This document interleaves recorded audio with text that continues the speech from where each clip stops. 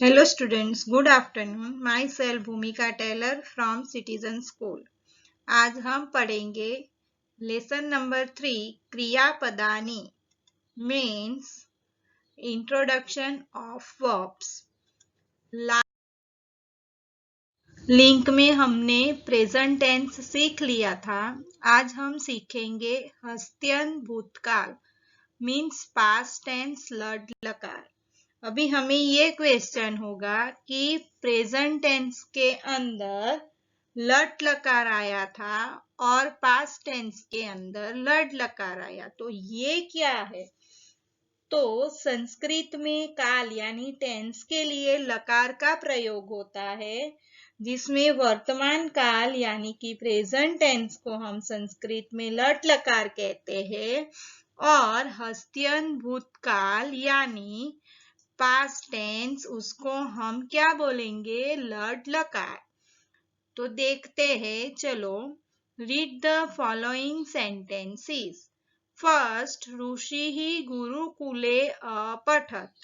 Second, Ram लक्ष्मणौ गुरुकुले अपठताम्। Third, सर्वे छात्राः गुरुकुले अपठन्। The verbs used in the three sentences above have the root but they all हस्त्यन भूतकाल imperfect past tense की ये तीनों सेंटेंस हमें दिए हैं, वो किसके हैं? हस्त्यन भूतकाल के हैं यानी पास्ट टेंस के हैं। Time which has passed is called past tense. जो समय जो चला गया है, जो बात बीत गई है, उसको हम क्या बोलते हैं? पास्ट टेंस यानी उस भूतकाल बोलते है। In Sanskrit, the word yah means yesterday. If the verb is about what happened yesterday, this form of the verb is used. It is known as lad lakar की यह means yesterday यानी यह यानी गई काल, जो चला गया है वो दिन। तो उसके लिए कि व्हाट हैपेंड यस्टरडे कि कल क्या हुआ था, ये बात दिखाने के लिए हम ये पास्ट टेंस यानी हस्त्यन भूतकाल का प्रयोग करते हैं। It is also known as लट लकार। जैसे हमने प्रेजेंट टेंस में सीखा था कि प्रेजेंट टेंस को हम लट लकार बोलते हैं, वैसे पास्ट टेंस का दूसरा नाम है लट लकार।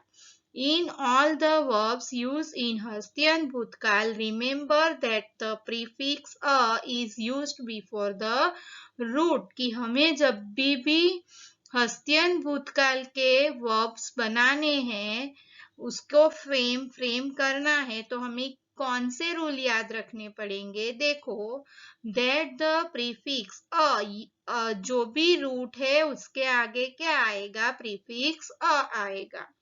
This a is added as a prefix before the root. Hence, if there is a prefix upsarg, already remember that this a should not be added before that prefix, but after that prefix and before the root। की पीछे हमें suffix add करना है हस्त्यन भूतकाल का और आगे हमें क्या ऐड करना है? प्रीफिक्स में अ ऐड करना है, ये हमें याद रखना है। फॉर एग्जाम्पल, द वर्ब अविशत इज विदाउट अ प्रीफिक्स। की ये जो वर्ब है अविशत, वो प्रीफिक्स के बिना वाला है, तो उसके आगे क्या लगेगा? देखते हैं हम।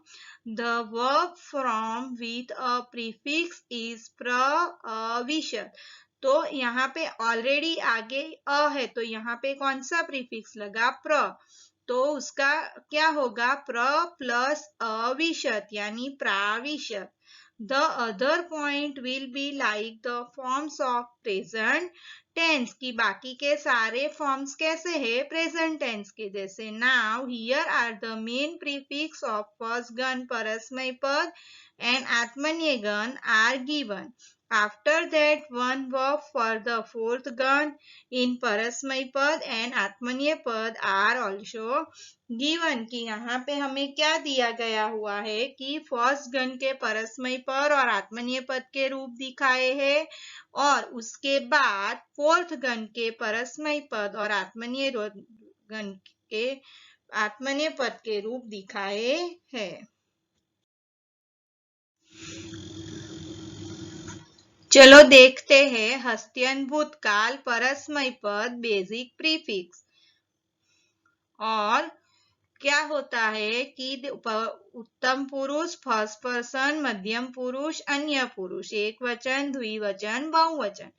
जैसे हमने प्रेजेंट टेंस में सीखा कि मी, वह, मह, सी, थह, थती, तह, अंति।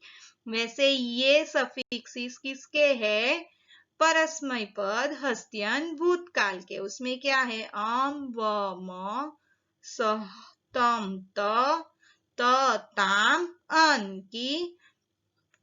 और हस्त्यन भूतकाल आत्मनेय पद बेसिक प्रीफिक्स। उसमें क्या है, एक वचन, द्विवचन, बहुवचन, first person, second person, third person.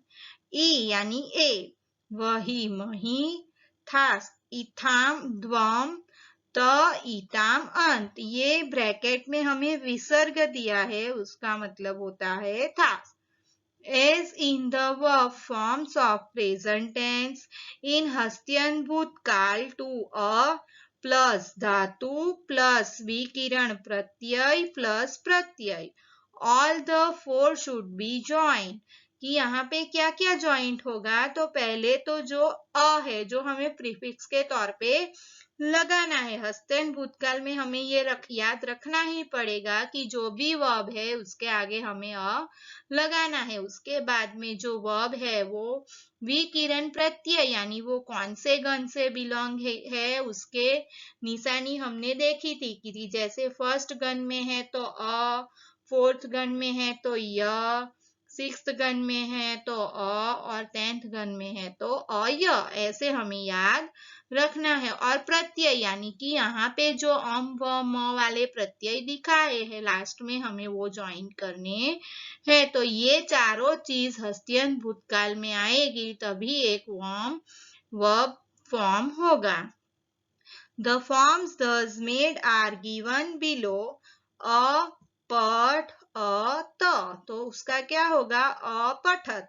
Remember that हस्त्यन भूतकाल is also referred to as अद्यतन भूतकाल, अनद्यतन भूतकाल। की हस्त्यन भूतकाल को हम अनद्य भूतकाल के नाम से भी रिफर कर सकते हैं।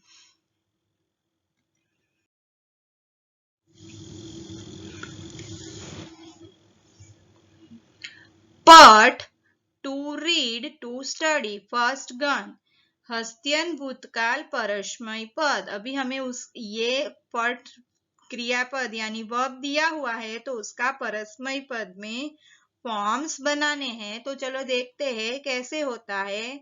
आगे मैंने बताया कि अ कंपल्सरी लगाना पड़ेगा क्योंकि ये हस्त्यन भूतकाल का है, सफिक्स अ ले लेते हैं। फिर पठ, म, तो क्या होगा, पठ, अपठम, अपठाव, अपठाम, अपठतः, अपठतम, अपठत, अपठत, अपठताम, अपठन। यानी अपठम यानी आई रीड की यहाँ पे एक के बारे में यानी खुद के बारे में बात की है।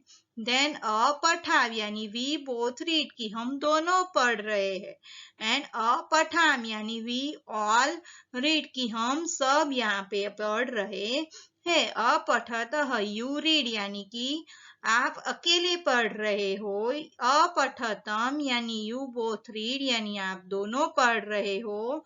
एंड अपठत यानी यू ऑल रीड आप सब पढ़ रहे हो। वैसे अपठत यानी ही और सी थर्ड पर्सन है ये, तो ही और सी रीड अपठताम यानी दे बोथ रीड, वो दोनों पढ़ रहे हैं।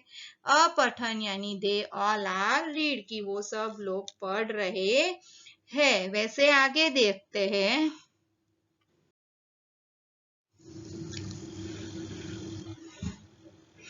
लब यानी टू गेट, फर्स्ट गन हस्तियन भूतकाल आत्मनेपद। पठ का हमने किस में देखा? परस्मय पद में देखा, और ये लब का हम देखेंगे आत्मनेपद में। तो देखते हैं, अलभे अलभा वही अलभा मही। तो यहाँ पे कौन से सफिक्सेस ऐड हुए, कौन से प्रीफिक्सेस ऐड हुए? ये वही मही, खास इथाम द्वम तो इताम अंत की। देखते हैं, देखो अलबे लब, आगे अ प्लस लब प्लस ए, तो क्या हुआ? अलभे। फिर अ प्लस लब प्लस अ प्लस वही, तो क्या हुआ? अलभा वही। ये वैसे यहाँ पे अलभा मही, वैसे अलभ था, अलभ लभेथाम अलभध्वम, अलभत अलभेताम अलबन त। वैसे फोर्थ गण का देखते हैं, कौन सा रूट दिया हुआ है? नृत, नृत यानी टू डांस, हस्त्यन भूतकाल परस्मय पद। देखते हैं अनृत्यम। तो ये फोर्थ गण की निशानी मैंने आपको बताई थी। तो कैसे होगा? अ प्लस नृत प्लस य प्लस तो क्या होगा? अनृत्यम। वैसे अनृत्यावह अनृत्यामः अनृत्यः अनृत्यतम अनृत्यत। वैसे अनृत्यत अनृत्यताम अनृत्य न। विद to be to happen, fourth गण है। तो फोर्थ गण में देखते हैं हस्त्यन भूतकाल आत्मनेपद। ये आत्मनेपद के प्रीफिक्स यहाँ पे, सफिक्स यहाँ पे ऐड किए हैं। अविद्ये अविद्यावहि अविद्यामहि, अविद्यथाः अविद्येथाम अविद्यद्वाम, अविद्यतः अविद्येताम अविद्यन्त। तो ये रूप दिए हैं विद यानी टू बी टू हैपन के हस्त्यन भूतकाल आत्मनेपद के रूप। देखते हैं लिख, लिख यानी टू राइट, सिक्स गण हस्त्यन भूतकाल परस्मय पद। तो उसमें होगा अलिखम अलिखाव अलिखा म। कैसे? अ प्लस लिख प्लस अ प्लस तो क्या होगा? अलिखम। वैसे ये सारे बनाए हुए है कि आगे अ ऐड किया है। ये लिख जो है वो हमारा क्या है? पब है, रूट है।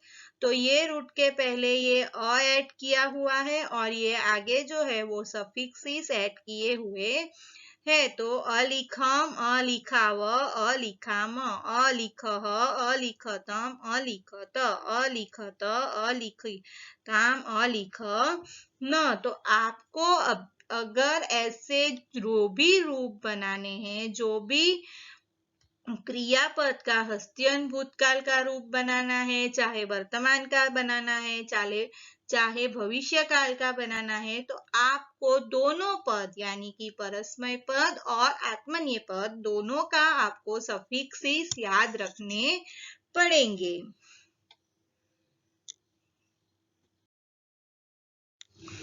मील, मील टू मीट, सिक्स्थ गण हस्त्यन भूतकाल आत्मनेय पद। देखते हैं अमीले अमिला वही अमिला मही। तो यहाँ पे मिल के आगे अ यूज हुआ है, फिर विकिरण प्रत्यय अ यूज हुआ है, और ये जो है ए यानी ये ए ऐड हुआ है। तो क्या हुआ? अमीले अमिला वही अमिला मही, अमिलथाः अमिलेथाम अमिलध्वम, अमिलत अमिलेताम अमिलन त। यहाँ पे कौन से सफिक्स ऐड हुए? आत्मनेय पद के। तो क्या होगा? ए वही मही, थास इथाम ध्वम त इताम अंत की। ये इताम, यानी कथयताम, अरिईताम यानी मिलेताम, अमिलन तत्। वैसे देखते हैं तू कथ यानी टू से टेंथ गण हस्त्यन भूतकाल परस्मय पद। तो यहाँ अय निशानी है, कौन सी निशानी है? टेंथ गण की अय।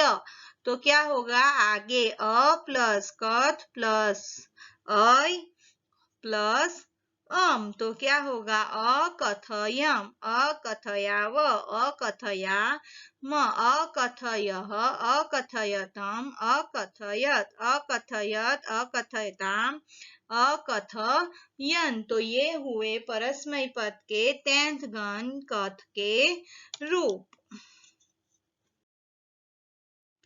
कथ टू से हस्त्यन भूतकाल आत्मनेय पद, जैसे हमने कथ का परस्मय पद में देखा, अभी उसका आत्मनेय पद में देखते हैं।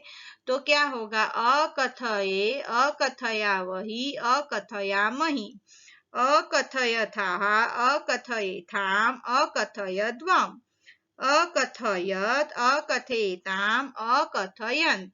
तो यहाँ पे कौन से सफिक्स लगे हुए हैं कि हस्त्यन भूतकाल आत्मनेपद, ये ए है, वही मही, थाहा, इताम, ध्वम, त, ता, इताम, अंत। देखते हैं note. In Sanskrit, there is a special provision for expressing past tense. According to this, if you add sma to the verb form in the present tense, it will indicate the past tense.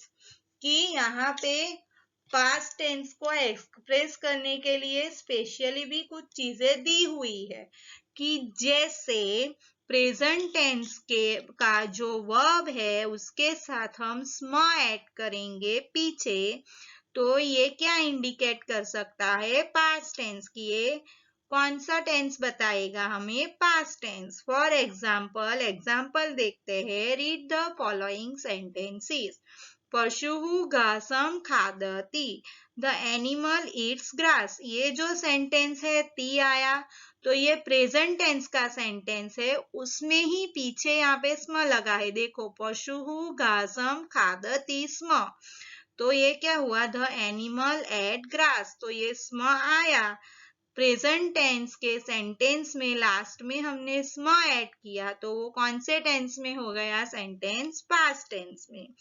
तो यहाँ से हमें स्म का use कैसे करना है वो भी सीखना है, कि आगे का sentence as it is present tense क्या वर्ब है और उसके साथ में अगर स्म ऐड हुआ है तो वो पास्ट टेंस इंडिकेट करता है। You will notice that in both sentences the verb खादती is used in the present tense form. हम देख सकते हैं कि दोनों में ये जो खादती है वो प्रेजेंट टेंस के फॉर्म यूज हुए हैं, but when the verb is used along with स्म, कि ये जो वर्ब है खादती वो स्म के साथ यूज हुआ, give the meaning of the past tense, कि वो क्या दिखाता है? कि ये सेंटेंस पास्ट टेंस का है।